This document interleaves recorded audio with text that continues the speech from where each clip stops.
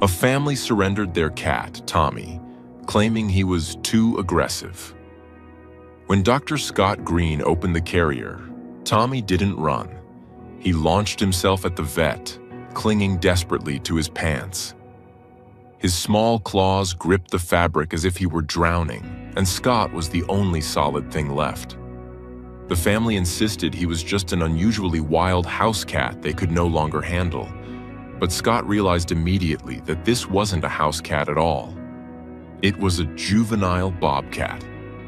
When Scott finally managed to ease Tommy into a kennel and get a closer look at his collar, the information on the tag didn't match the family's story.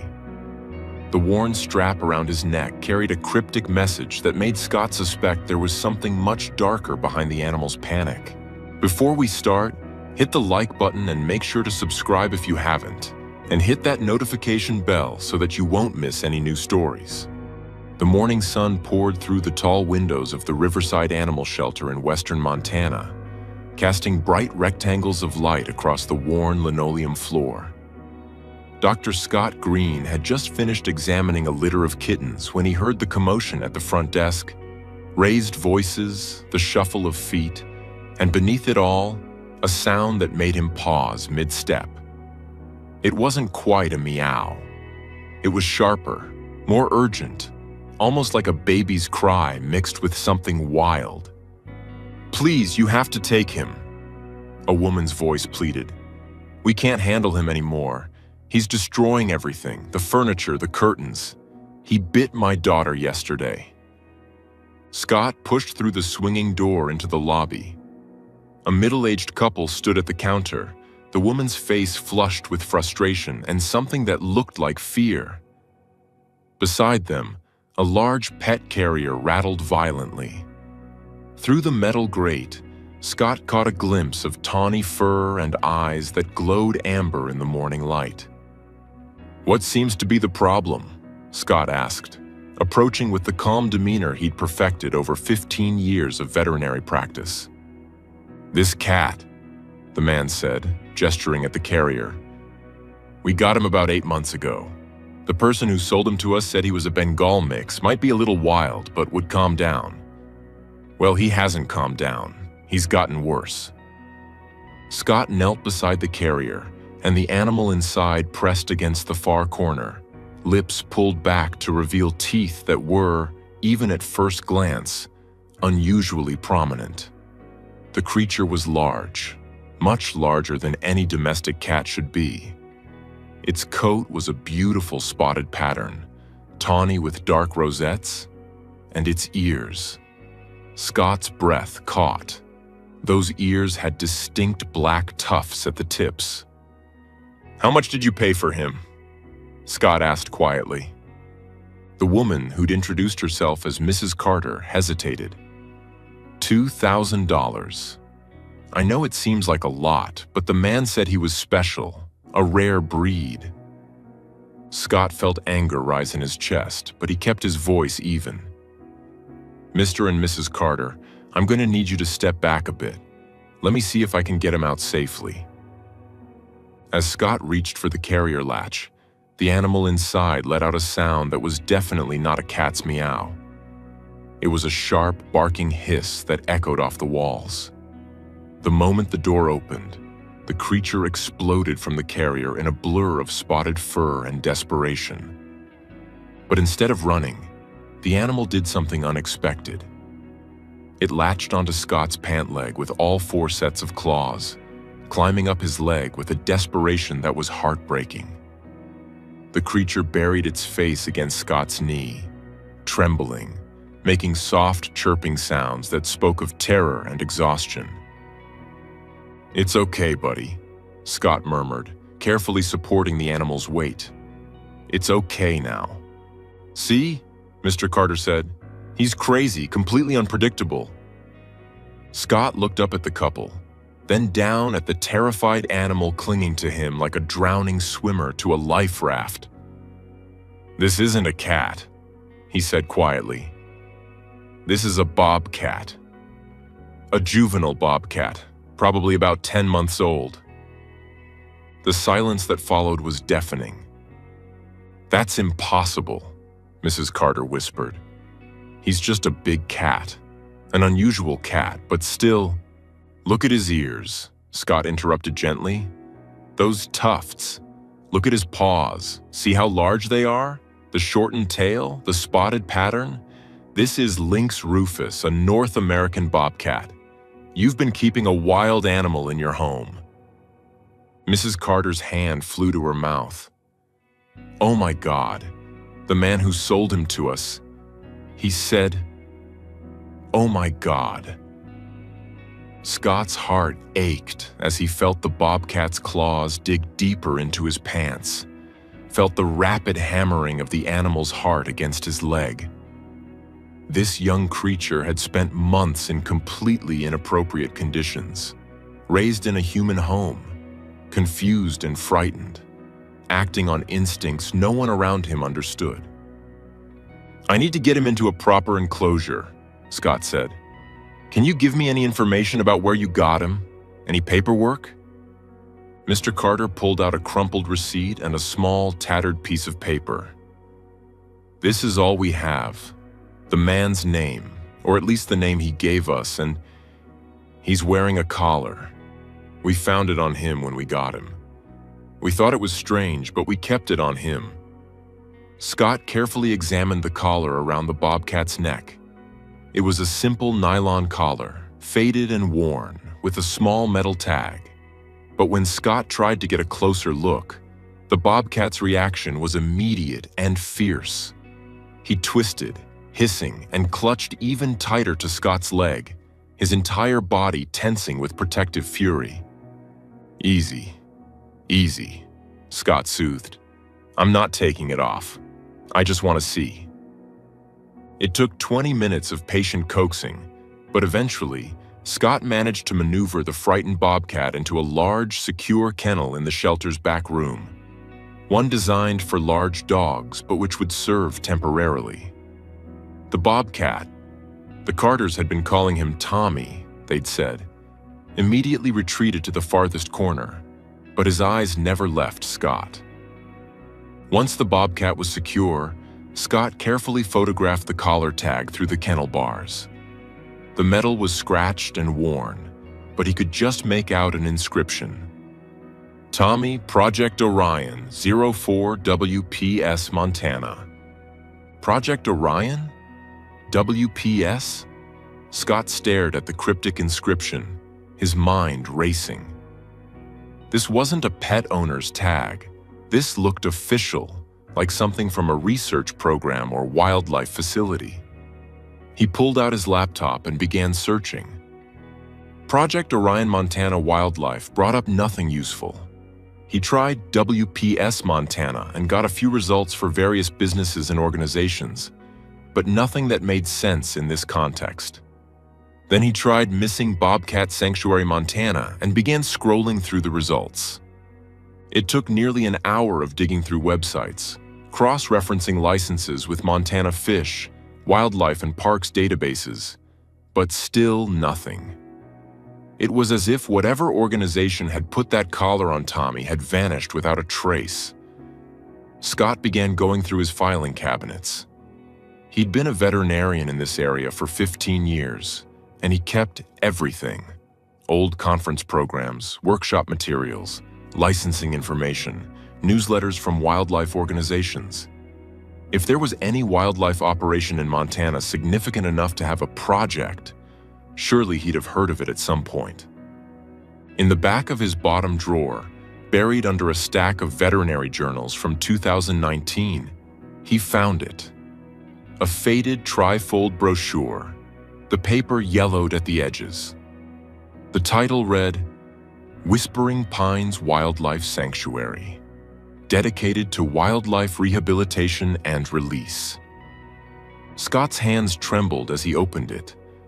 The brochure was old, probably 8 or 9 years old based on the outdated design. Inside were photos of various enclosures, information about the sanctuary's mission, and a list of programs. His eyes caught on one line: Project Orion, our flagship Bobcat Rehabilitation Initiative. There it was, Project Orion. But the brochure was frustratingly sparse on details. No phone number that he could find. It must have been on a section that had torn off. No website listed, which wasn't surprising for something this old. Just an address that was barely legible through a coffee stain. Whispering Pines Sanctuary, County Road 47, north of... The rest was obscured. At least it was something. The next morning, Scott filled a thermos with coffee, grabbed the old brochure before stepped out. He made a promise to the Bobcat. "I'll be back this afternoon," and headed north out of town on County Road 47. The road wound through pine forests and past ranches, climbing into the foothills. Every few miles, he'd stop at a house or a farm, knock on the door, and ask the same question. "Do you know anything about a wildlife sanctuary around here? Something called Whispering Pines?" The first 3 places yielded nothing. People who'd moved to the area recently, or who'd never heard of any sanctuary. The 4th stop was a ranch where an elderly man was fixing a fence. "Wildlife sanctuary?" the man said, pushing his hat back. "You mean Emily's place?" Scott's heart leaped. "Emily? Do you know her last name?" "Winters, I think." "Yeah, Emily Winters. Had that sanctuary up in the hills for years. Haven't heard much about it lately, but I think she's still up there. Haven't seen her in town for a while, but her mail still goes to the post office, so she must still be operating." "Do you know how I can reach her?" Scott asked, his pulse quickening. The man scratched his head. "Well, I don't have an address for you. It's way up in the backcountry, hard to find if you don't know the turns. But I've got her phone number somewhere. She gave it to me years back in case I ever found injured wildlife on my property." He pulled out his wallet and fished through some worn business cards and scraps of paper. "Here it is. That should reach her." Scott quickly entered the number into his phone. "Thank you so much. You have no idea how much this helps." "That Bobcat you mentioned, she take in bobcats?" "She does, and I think this one might be hers." The man nodded slowly. "Well, Emily's good people. If anyone can help that animal, it's her." Scott glanced at his watch. It was already past 2 in the afternoon, and he'd been gone for hours. Tommy would be hungry and stressed. He needed to get back to the shelter, feed the frightened bobcat, and then make that call. The drive back felt endless, though Scott pushed his truck as fast as he safely could on the winding roads. When he finally pulled into the shelter parking lot, he could hear Tommy's distressed calls from inside, those sharp, urgent chirps that spoke of hunger and fear. "I'm here, buddy," Scott said as he entered the back room. Tommy was pacing his kennel, agitated. "Let me get you some food." Scott had prepared appropriate food that morning. Raw chicken supplemented with taurine and other nutrients bobcats needed. It wasn't perfect, but it was better than what the Carters had been feeding him. He carefully slid the bowl into the kennel through the feeding slot, and Tommy immediately fell on it, eating with desperate hunger. While Tommy ate, Scott sat in his chair and dialed the number immediately. The phone rang 3 times before a woman's voice answered, warm but weary. "Whispering Pines Sanctuary, this is Emily." "Ms. Winters, my name is Dr. Scott Green. I'm a veterinarian at Riverside Animal Shelter in Montana. I have a situation here that involves a bobcat wearing a collar with a tag that says Tommy Project Orion 04WPS, Montana. I found your sanctuary through some research, and I'm hoping you can help me understand what this means." There was a sharp intake of breath. "A bobcat? Describe him, please." "Juvenile male, probably 10 months old. Tawny coat with dark rosettes. Very distressed. A family brought him in thinking he was a domestic cat. They'd had him for 8 months. The silence on the other end stretched so long that Scott thought the call had dropped. Then he heard it. A sound that might have been a sob, or might have been a laugh of disbelief. "Tommy," Emily Winters whispered. "Oh God, Tommy, he's alive? You know this animal? Know him?" Emily's voice broke. "Dr. Green, Tommy was stolen from my property almost a year ago. He was just a kitten, maybe 6 weeks old. Project Orion was our rehabilitation program for orphaned bobcat kittens. His mother had been hit by a car. We tried to save her, but she didn't make it. We were raising her 3 kittens with plans to release them when they were old enough. Someone cut through our fence and took Tommy in the middle of the night. We searched for months. We filed police reports. We thought we'd never see him again." Scott sank into his desk chair, his mind reeling. "Ms. Winters, I think you need to come here. There's more to this story, and I think this bobcat, Tommy, deserves to have all the pieces put together. I'm 3 hours away. I'm leaving now." After hanging up, Scott returned to the kennel. Tommy had moved from the corner and was now pressed against the side closest to where Scott stood, those amber eyes tracking his every movement. The desperation was still there, but now there was something else too. A flicker of something that might have been hope. "You've been through hell, haven't you, buddy?" Scott murmured. "But we're going to make this right. I promise you that." The 3 hours until Emily Winters arrived felt like 3 days. Scott used the time to give Tommy a thorough examination, or as thorough as the frightened bobcat would allow. Despite his fear, Tommy was surprisingly well fed, though his diet had clearly been inappropriate for a wild carnivore. His teeth showed signs of being fed too much soft food. His claws had been trimmed too short, likely by the carters in a desperate attempt to stop him from destroying their furniture. But it was Tommy's behavior that concerned Scott most. The young bobcat exhibited signs of severe stress and confusion. He paced the kennel, making those strange chirping sounds, pressing himself against the bars whenever Scott came near. He refused to use the litter box, instead marking the corner of the kennel repeatedly. Territorial behavior that would have been impossible to manage in a suburban home. When Emily Winters finally walked through the shelter door, Scott knew her immediately. She was in her late 40s, with wind-weathered skin and calloused hands that spoke of years of outdoor work. Her eyes were red-rimmed, whether from crying during the drive or from lack of sleep. Scott couldn't tell. "Where is he?" she asked without preamble. "This way. But Ms. Winters, Emily, I need to prepare you. He's been through a lot. He's not the kitten you remember. None of us are who we were a year ago," Emily said softly. When they reached the kennel, Tommy was lying in his corner, his head on his paws. But the moment Emily came into view, the bobcat's entire body went rigid. He stared at her, nostrils flaring, taking in her scent. Emily dropped to her knees in front of the kennel, tears streaming down her face. "Tommy," she whispered. "Oh, Tommy, baby, you remember me, don't you?" For a long moment, nothing happened. Then slowly, Tommy rose to his feet.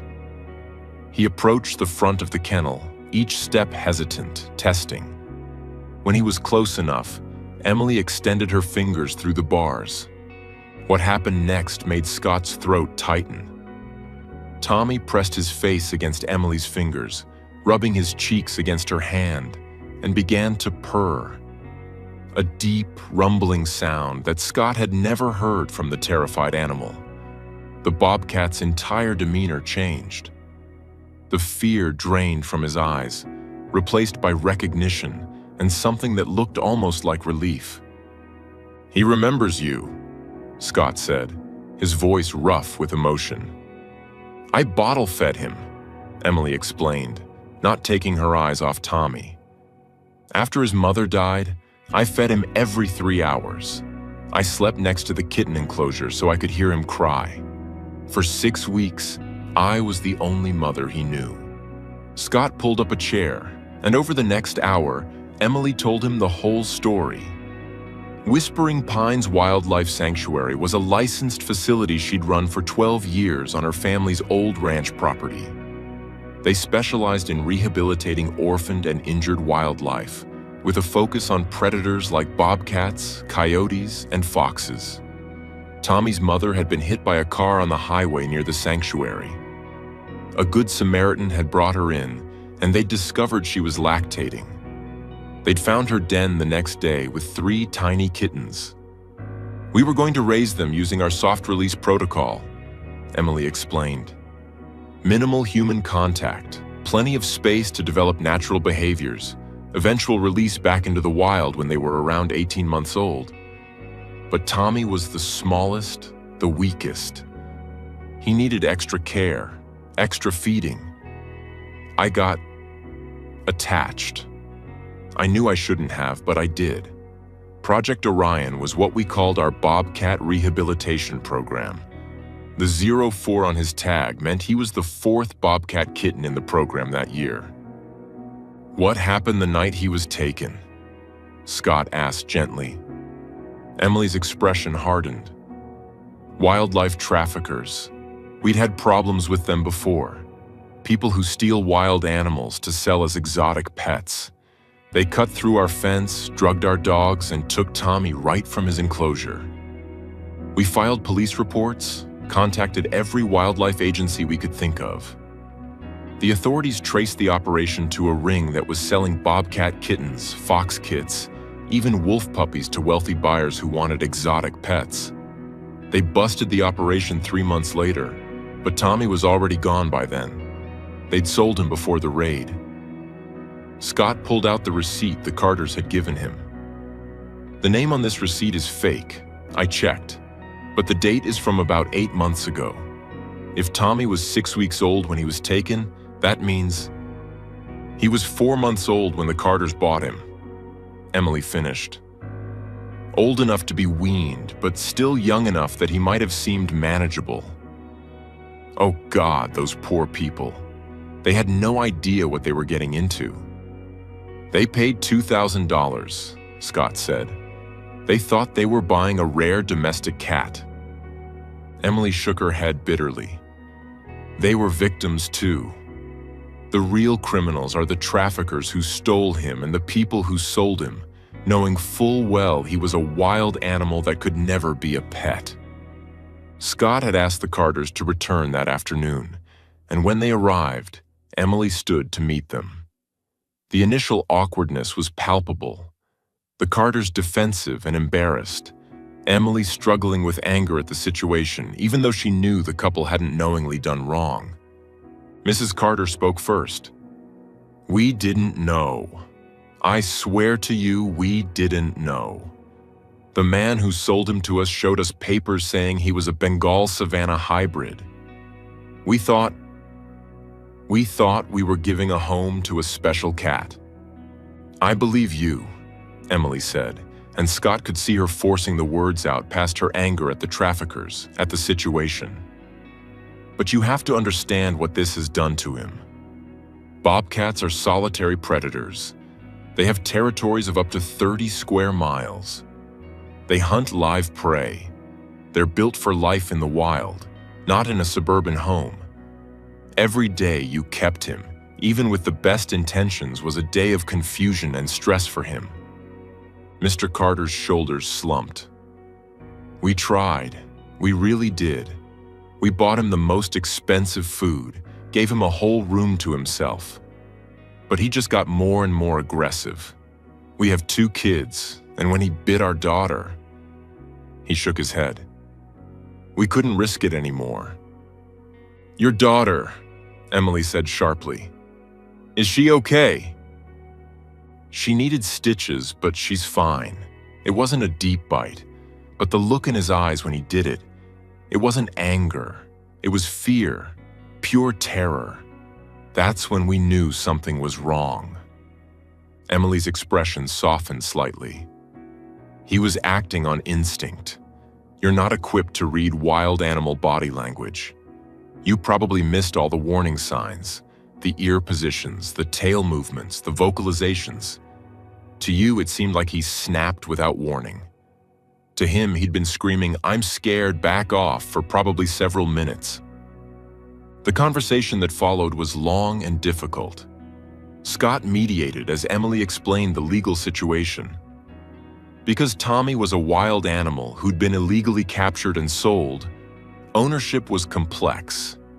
Technically, the Carters had been defrauded and had no legal right to keep him. But because Emily had documentation proving Tommy had been born at her licensed sanctuary and stolen from her care, she had the strongest claim. "I want you to have him," Mrs. Carter said finally, tears in her eyes. "I can see how he looks at you. He never looked at us like that. We thought we were giving him a good home. But you can give him his real life back." The paperwork took 3 days to process. During that time, Scott and Emily worked together to prepare Tommy for transport. Emily visited twice daily, rebuilding trust, feeding him appropriate food, raw meat supplemented with the vitamins and minerals a growing bobcat needed.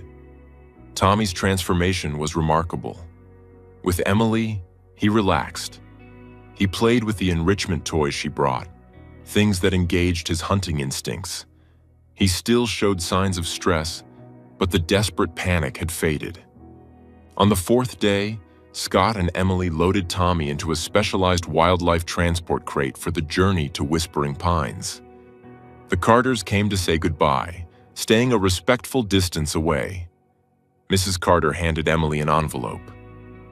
"There's $1,500 in there," she said. "It's not all we paid, but it's what we can spare. For his care. For whatever he needs." Emily took the envelope with shaking hands. "Thank you. This will help with his medical care and rehabilitation." The drive to Whispering Pines took 3 hours, Scott following Emily's truck the whole way. When they finally pulled through the sanctuary gates, Scott understood immediately why Emily had fought so hard to get Tommy back. The property was stunning. Rolling hills covered in ponderosa pine and Douglas fir, meadows where deer grazed in the distance, a creek that sparkled in the afternoon sun. "This is home," Emily said as they stood beside Tommy's crate. "This is what he lost." They carried the crate to a large enclosure, not the small kitten pen Tommy had been stolen from, but a half-acre habitat designed for young bobcats approaching release age. It had natural shelter, climbing structures, a small stream, and most importantly, it connected to 2 other enclosures. "His siblings," Emily explained, and Scott saw them then. 2 other bobcats, nearly full-grown now, watching from their adjoining enclosure with intense curiosity. His brother Jake and his sister Willow. They've been here all along, going through the rehabilitation program. They're almost ready for release. "Will Tommy remember them?" Scott asked. "I don't know. They spent their first 6 weeks together, but that was a long time ago in bobcat development terms. We'll find out." They opened the crate door, and for a long moment, Tommy didn't move. Then slowly, he emerged. He took a few tentative steps onto the soft earth, real earth, not carpet or linoleum, and stopped. His nostrils flared as he scented the air. Pine, water, prey, and something else. Something that made his ears swivel toward the adjoining enclosure. Jake and Willow were pacing the fence line, making soft contact calls. Tommy's head swiveled toward them and he froze, every muscle tense. "Easy," Emily murmured. Let him process. For 5 full minutes, Tommy stood motionless, staring at his siblings. Then he made a sound Scott had never heard from him before. A soft chirping call that was answered immediately by Jake and Willow.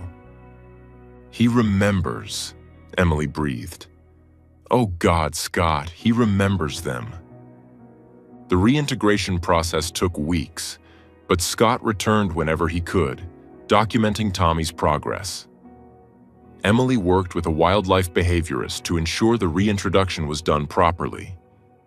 First, they allowed the 3 bobcats to interact through the fence, reestablishing their bond. Tommy's behavior changed dramatically in those first few days. The pacing stopped. The stress marking stopped. He began exhibiting natural bobcat behaviors, hunting the live prey Emily released, mice and rabbits humanely sourced and necessary for his development, climbing trees, making proper den sites. After 2 weeks, they opened the gates between enclosures during supervised sessions. The first meeting was tense. The siblings were wary of Tommy, who smelled different, acted different, had been changed by his time in captivity. There was some hissing, some swatting. But Jake, the larger male, approached first, and after a careful investigation, touched his nose to Tommy's. It was like watching a key turn in a lock.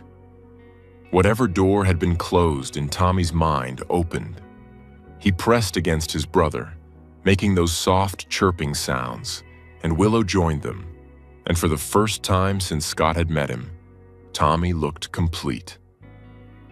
"He's finding his way back," Emily told Scott one evening as they watched the 3 siblings play hunting in the fading light.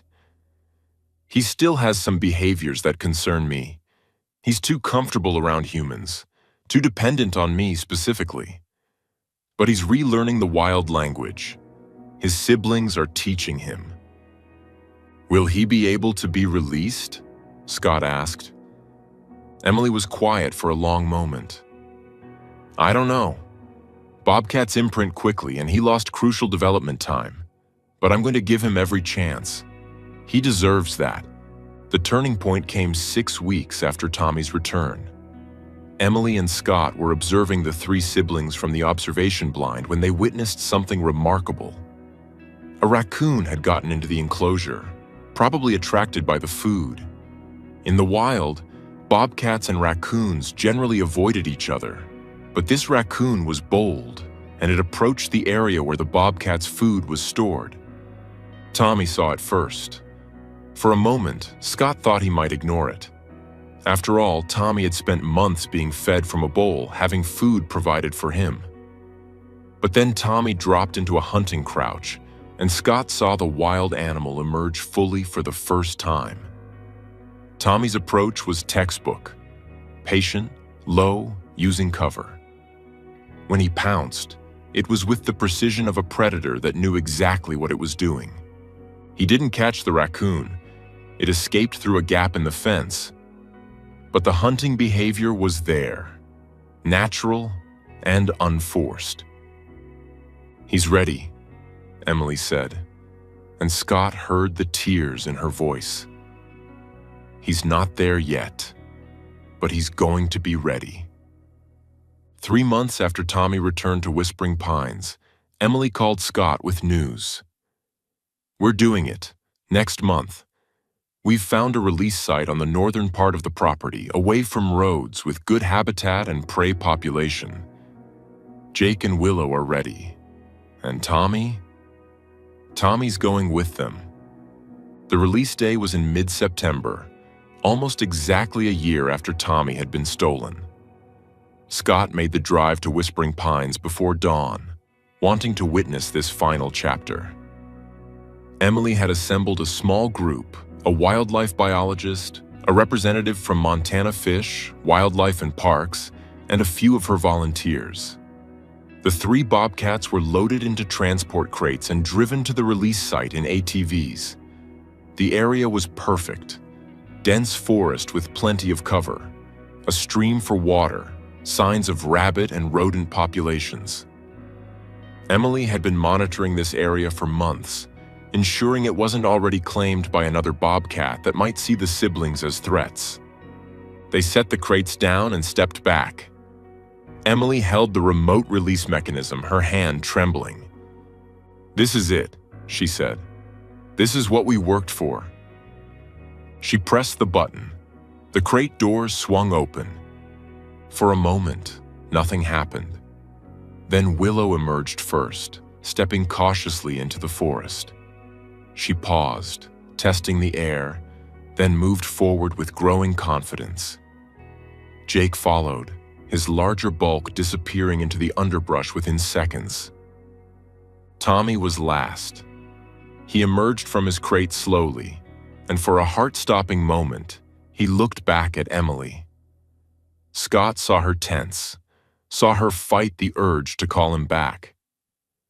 "Go on," she whispered. "Go on, baby, you're home." Tommy turned away from her and bounded forward, following his siblings' scent trail into the forest. They watched as the three bobcats moved through the trees, saw them pause at the stream to drink, saw them begin to explore their new territory together. And then, as the sun broke over the mountains and golden light flooded the forest, Tommy climbed onto a fallen log, raised his head, and called out. A clear, strong vocalization that was answered by his siblings somewhere in the trees. Emily collapsed against Scott, sobbing. But they weren't tears of sadness. They were tears of pure, overwhelming joy. "He made it," she said. "After everything they did to him, after everything he went through, he made it home." Scott put his arm around her shoulders, both of them watching the forest where the three bobcats had disappeared. "You made it possible," he said. "You never gave up on him." "He never gave up on himself," Emily replied. "That day in your shelter when he clung to your pants like you were the last solid thing in the world. He was telling us he wanted to survive. He wanted to live.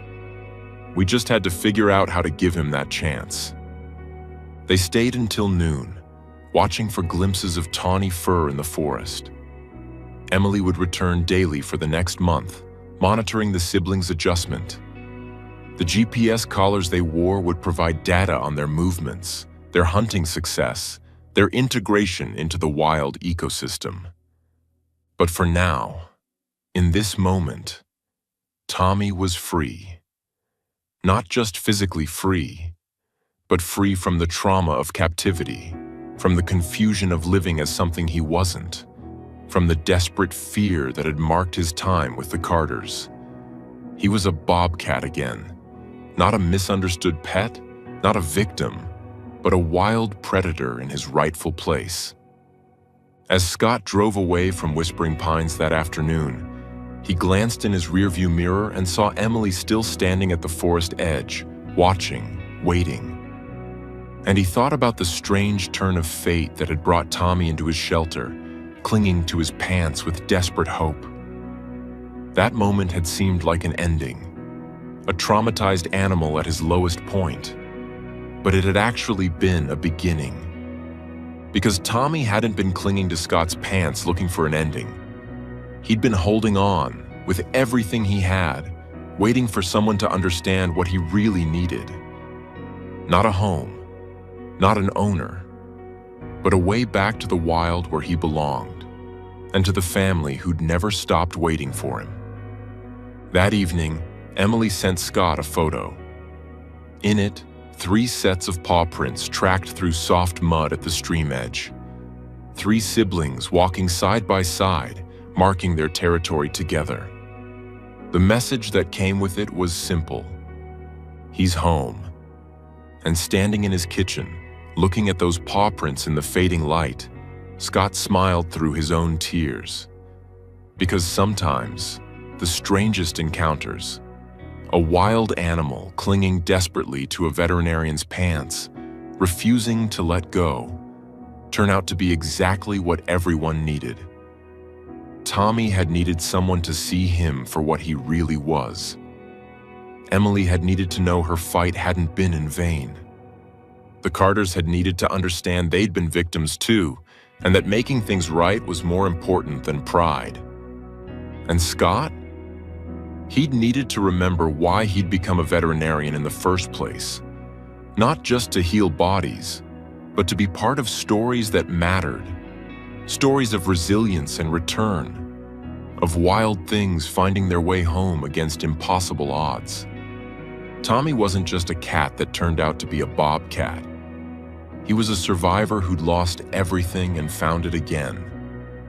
He was a reminder that sometimes the most broken things can heal, that families separated by cruelty and greed can be reunited, and that home, real home, is worth fighting for, no matter how long it takes to get back there. In the Montana wilderness, under stars that had watched over bobcats for millennia, Tommy curled up that first night between his brother and sister, warm and safe, and finally, completely home.